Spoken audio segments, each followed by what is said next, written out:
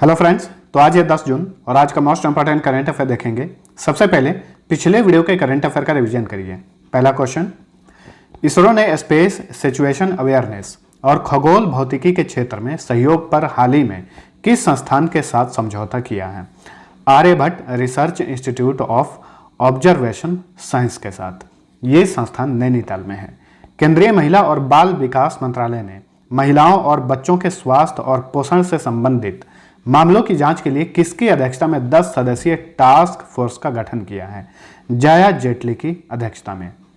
किस राज्य की सरकार ने हाल ही में भारत का पहला ऑनलाइन कचरा विनिमय कार्यक्रम शुरू किया है? आंध्र प्रदेश ने। येल यूनिवर्सिटी द्वारा जारी पर्यावरण प्रदर्शन सूचकांक 2020 में 180 देशों की सूची में भारत किस स्थान पर है? भारत 168वें स्थान पर है। किस भारतीय दिग्गज को धर्मनिरपेक्षता तथा मानवीय मूल्यों के विकास में योगदान देने हेतु प्रतिष्ठित रिचर्ड डॉकिंस अवार्ड 2020 से सम्मानित किया गया है? जावेद अख्तर को। ये गीतकार हैं। हाल ही में संयुक्त राष्ट्र ने किस युद्धग्रस्त देश में दी जाने वाली सहायता राशि में कटौती करने का निर्णय लिया है? यमन। ये अरब देश है।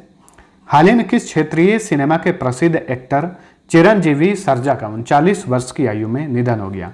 कन्नड़ सिनेमा के प्रसिद्ध अभिनेता थे चिरंजीवी सर्जा।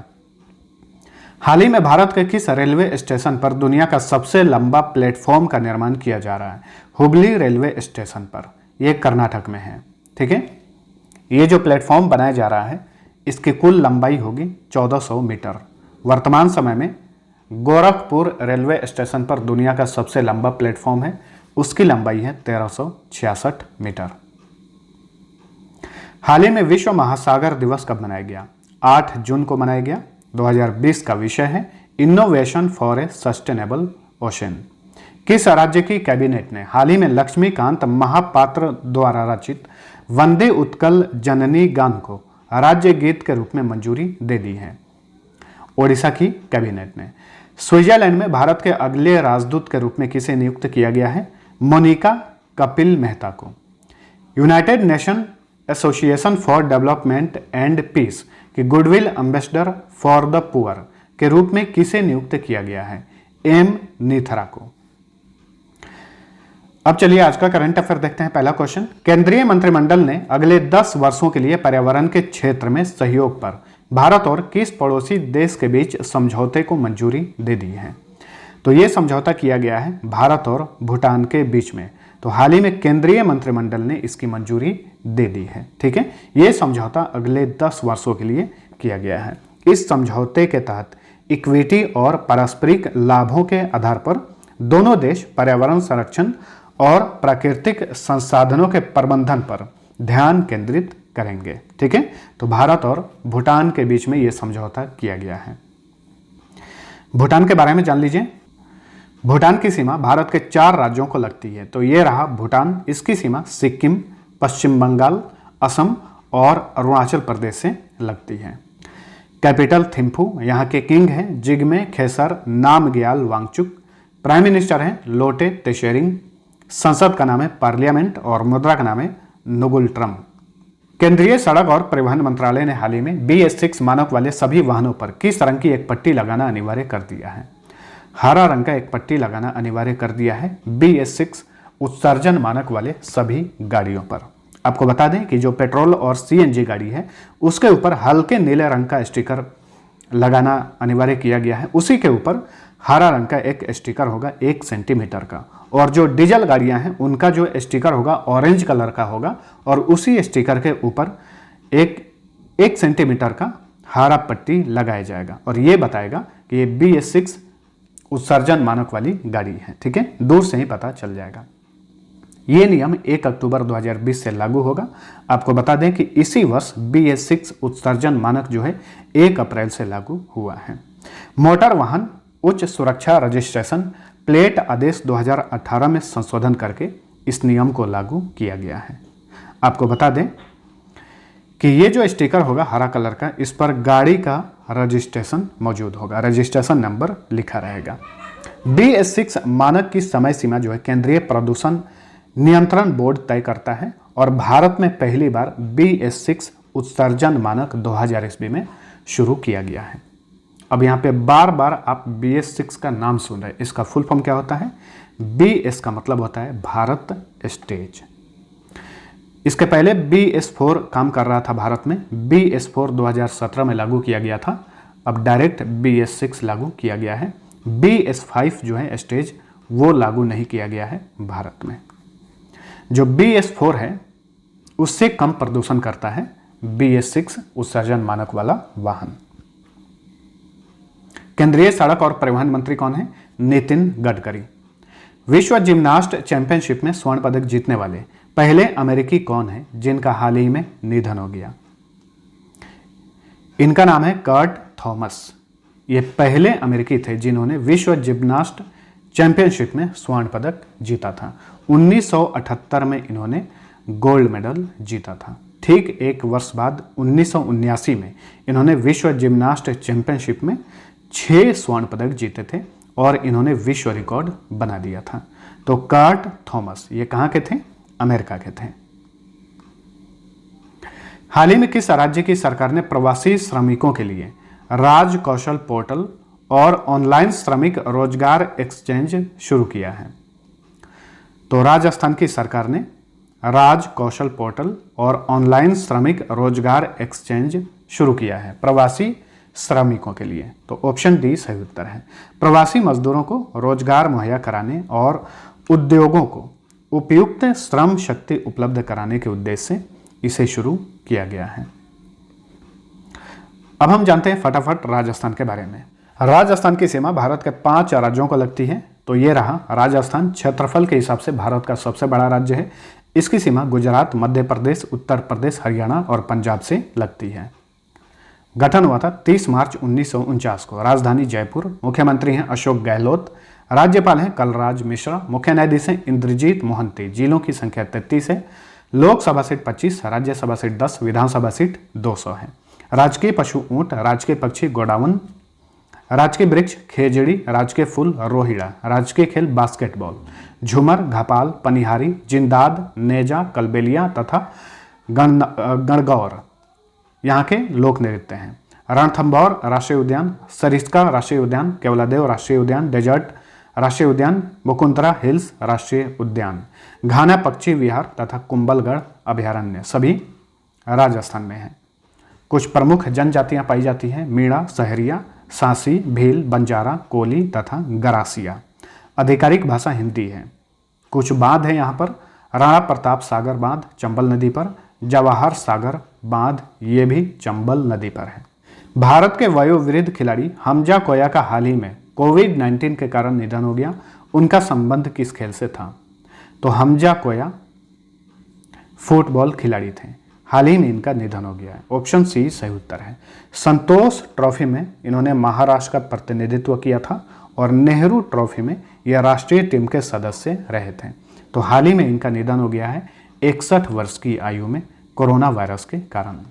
किस राज्य ने हाल ही में मुख्यमंत्री शहरी पथ व्यवसायी उत्थान योजना शुरू की है? तो मध्य प्रदेश की सरकार ने हाल ही में मुख्यमंत्री शहरी पथ व्यवसायी उत्थान योजना लॉन्च किया है। ऑप्शन बी सही उत्तर है।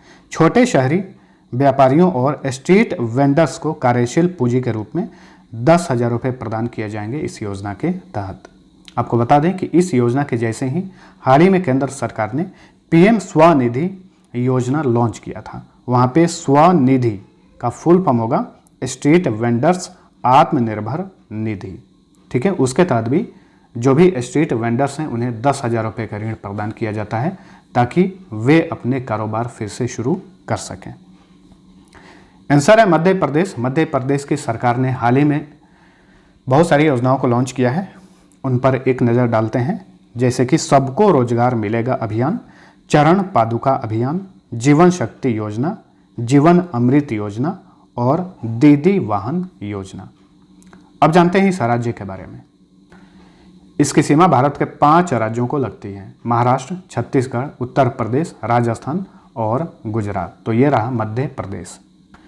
गठन हुआ था 1 नवंबर 1956 को। जिलों की संख्या वर्तमान में 52 है। 3 नए जिलों की घोषणा की गई है, चाचौड़ा, नागदा और मैहर। राजधानी भोपाल। मुख्यमंत्री हैं शिवराज सिंह चौहान। राज्यपाल हैं लालजी टंडन, मुख्य न्यायाधीश हैं अजय कुमार मित्तल। लोकसभा सीट 29, राज्यसभा सीट 11, विधानसभा सीट 230। राजकीय पशु बारहसिंगा, राजकीय पक्षी शाह बुलबुल, राजकीय वृक्ष बरगद, राजकीय फूल सफेद लिली, राजकीय फसल सोयाबीन, राजकीय खेल मलखंभ, चारकुला तथा मटकी डांस यहाँ का लोक नृत्य है। कुछ प्रमुख राष्ट्रीय उद्यान पाए जाते हैं और यहाँ से बार बार पूछे जाते हैं, ध्यान में रखिए। बांधवगढ़ राष्ट्रीय उद्यान, कान्हा राष्ट्रीय उद्यान, पन्ना राष्ट्रीय उद्यान, सतपुड़ा राष्ट्रीय उद्यान, वन विहार राष्ट्रीय उद्यान, पेंच राष्ट्रीय उद्यान, माधव राष्ट्रीय उद्यान तथा डायनासोर राष्ट्रीय उद्यान। जहाँ पे टाइगर रिजर्व लिखा गया है, इसका मतलब ये है कि उस नेशनल पार्क को टाइगर रिजर्व भी घोषित किया गया है। इंदिरा सागर बांध, बारगी बांध, नर्मदा बांध, ओमकारेश्वर बांध, नर्मदा नदी, गंगा सागर बांध, गांधी सागर बांध चंबल नदी पर है।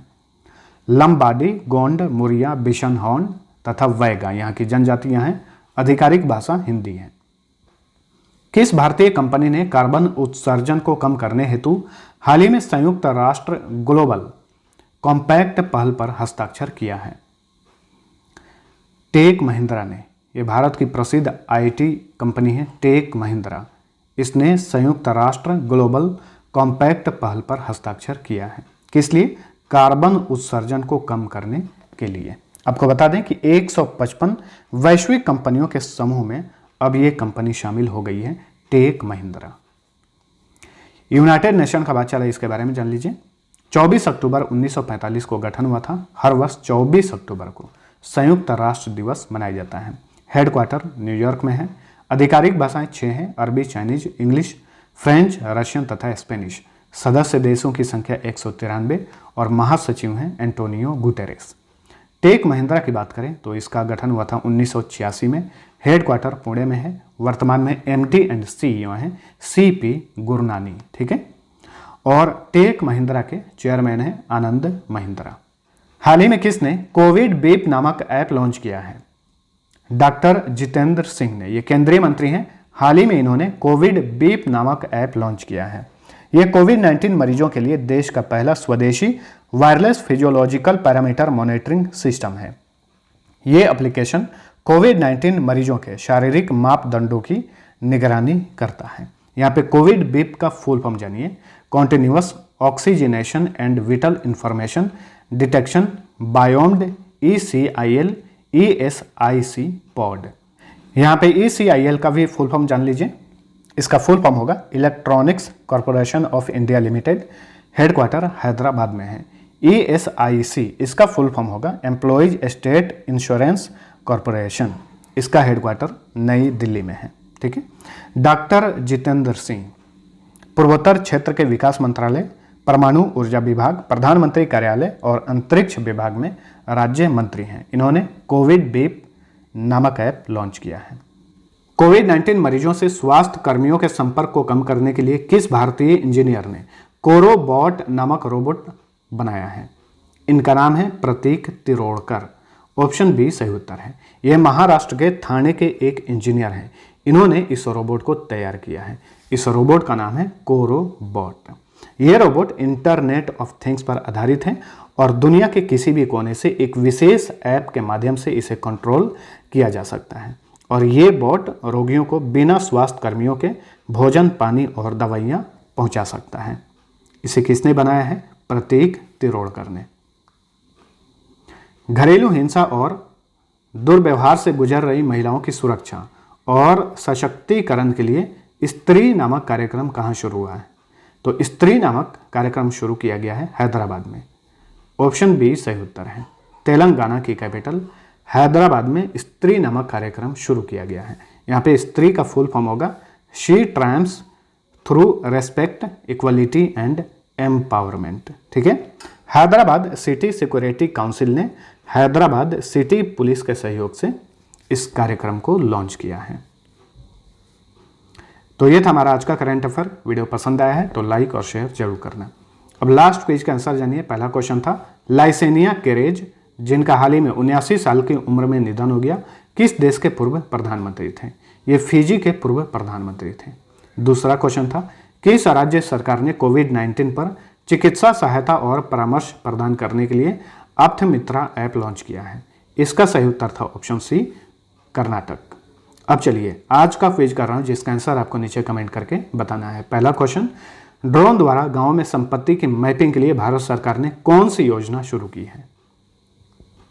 दूसरा क्वेश्चन है, निम्न में से किस संस्था ने भारत में लॉकडाउन लर्नर्स सीरीज लॉन्च किया है?